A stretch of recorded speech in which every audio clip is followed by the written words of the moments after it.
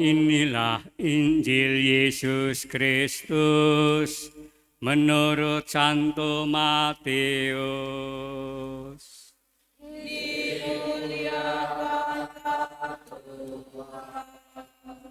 Bab 16 ayat 13 sampai dengan 20. Sekali peristiwa Yesus tiba di daerah Kaisarea Filipi. Yesus bertanya kepada para muridnya, kata orang, siapakah anak manusia itu?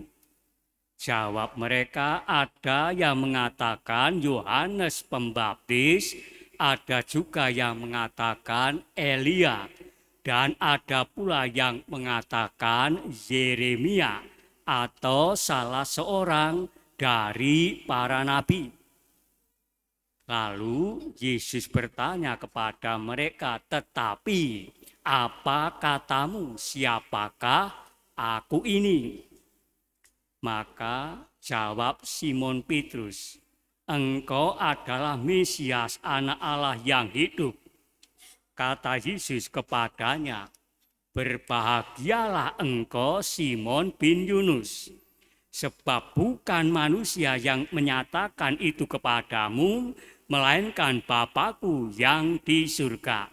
Dan aku pun berkata kepadamu, engkaulah Petrus, dan di atas batu karang ini akan kudirikan jemaat-Ku, dan alam maut tidak akan menguasainya. Kepadamu akan kuberikan kunci kerajaan surga.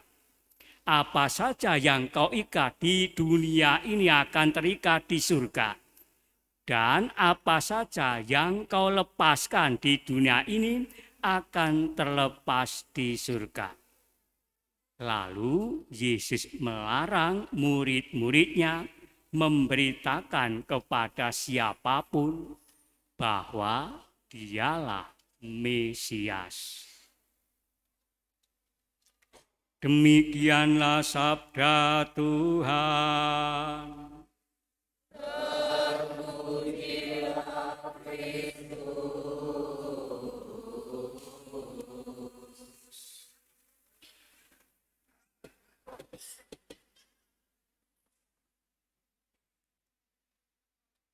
Bapak, Ibu, dan saudaraku yang terkasih, kita memasuki hari Minggu biasa ke-21.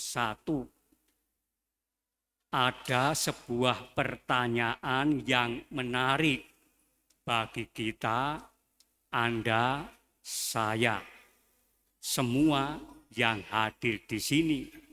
Tentu yang sudah dibaptis dengan pertanyaan, siapakah Yesus Kristus bagi Anda, saya secara pribadi?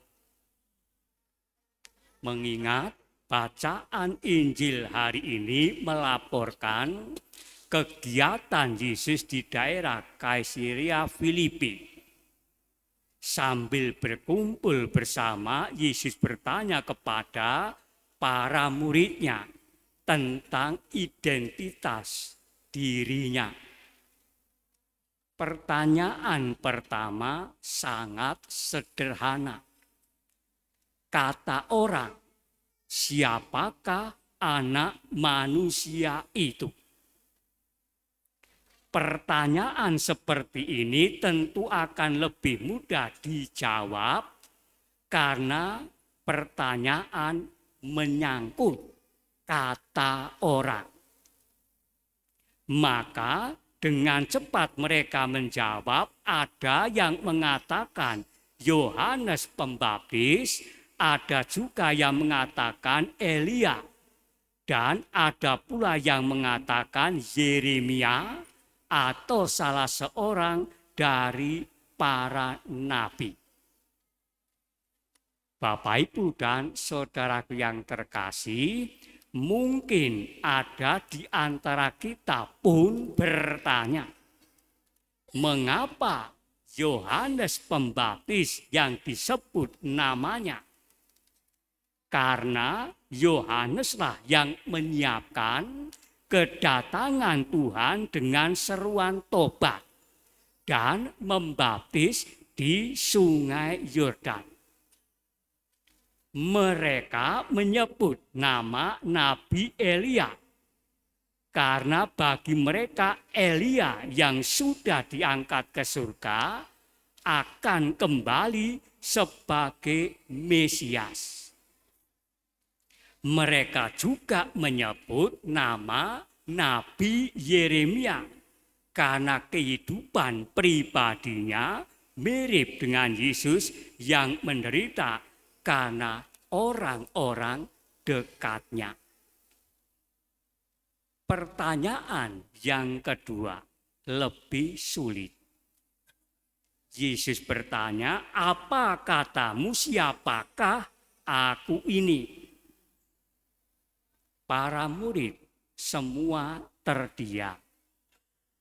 Petrus dengan bantuan Roh Allah mengatakan, "Engkaulah Mesias, Anak Allah yang hidup." Jawaban Petrus ini merupakan sebuah bentuk pengakuan imannya. Pengakuan iman Petrus merupakan anugerah Bapa baginya, karena sebagai manusia biasa, Petrus juga pasti tidak bisa menjawabnya. Karena itu Petrus dipuji, berbahagia oleh Tuhan Yesus dan diberi kuasa untuk menjadi pemimpin bagi jemaatnya. Petrus menjadi batu karang, diberi kunci oleh Yesus, dan kuasa ilahi pun melingkupinya, yakni mengikat dan melepaskan apa saja yang ada di dunia ini dan yang ada di surga. Dengan pengakuan iman akan Yesus Kristus ini, maka Tuhan Yesus menyerahkan tugas perutusan istimewa kepada Petrus, yakni menjadi batu karang bagi gerejanya, memegang kunci kerajaan surga sebagai lambang kuasa rohani dan pelayanan kegembalaannya, dan sakramen-sakramen, yakni mengikat dan melepaskannya. Bapak, Ibu, dan saudaraku yang terkasih, kunci adalah bukan dalam arti kunci sebagaimana yang kita ngerti dalam kehidupan harian. Bayangkan kalau kunci yang diberikan Yesus itu benar-benar barang nyata, maka tentu sudah ada duplikatnya di mana-mana. Kunci adalah kuasa yang diberikan Yesus kepada Simon Petrus dan para penerusnya, yakni para uskup. Yang dalam bacaan pertama kita dibantu untuk memahami makna kunci. Ketika itu Shebna diambil kuasanya oleh Tuhan dan diberikan kepada Eliakim bin Hilkiah. Tuhan berjanji untuk memberikan kepadanya jubah, ikat pinggang, dan kekuasaan. Eliakim akan menjadi bapak bagi penduduk Yerusalem dan kaum Yehuda. Tuhan juga mengatakan bahwa kunci rumah Daud akan diletakkan di atas bahunya. Maka apabila ia membuka, tidak ada yang dapat menutup. Apabila ia menutup, tidak ada yang dapat membukanya. Kunci di sini berkaitan dengan kekuasaan yang Tuhan berikan kepada Eliakim dalam Perjanjian Lama dan Petrus dalam Perjanjian Baru. Hal ini mirip dengan Tuhan Yesus yang memberikan kuasa kepada Petrus untuk mengikat dan melepaskannya. Selanjutnya, Tuhan Yesus melarang para muridnya memberitakan kepada siapapun bahwa dialah Mesias. Pertanyaannya, mengapa Tuhan Yesus melarang para muridnya demikian? Tuhan Yesus tidak menghendaki agar para muridnya pergi dan menyampaikan secara langsung kepada semua orang bahwa Dia adalah Mesias. Yesus menghendaki agar setiap orang secara pribadi datang kepadanya dan menemukannya sebagai Mesias. Iman kepada Yesus selalu bersifat pribadi. Maka, saudaraku, mengimani Yesus bukan hanya sekedar ikut-ikutan rame-rame karena saudara-saudariku sebagai pengikut Yesus. Orang harus mengimaninya secara radikal dan itu sangat pribadi. Mengapa kita harus mengimaninya secara pribadi? Jawaban ini dalam bacaan yang kedua, Santo Paulus memberikan kepada kita sebuah pemahaman tentang rahasia Allah yang kita alami secara pribadi. Santo Paulus berkata, "Oh, alangkah dalamnya kekayaan hikmat dan pengetahuan Allah.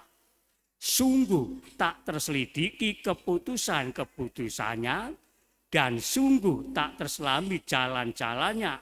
Sebab siapakah yang mengetahui pikiran Tuhan? Sebab segala sesuatu adalah dari Dia dan oleh Dia dan kepada Dia. Bagi Dialah kemuliaan sampai selama-lamanya." Tuhan tetaplah rahasia atau misteri yang tidak dapat dipahami dengan akal budi kita yang kecil ini. Akhirnya, Bapak, Ibu, dan saudaraku yang terkasih, bacaan hari ini membantu kita untuk melakukan transformasi iman yang luar biasa. Tuhan menghendaki kita supaya tidak ikut rame, ikut-ikutan dalam beriman kepada Yesus. Kita beriman dengan radikal dan kritis, dengan tidak mengabaikan sabda, tradisi suci, dan magisterium para gembala di dalam gereja Katolik. Hanya dengan demikian kita dapat mengenal Tuhan Yesus lebih mendalam lagi. Semoga Tuhan memberkati.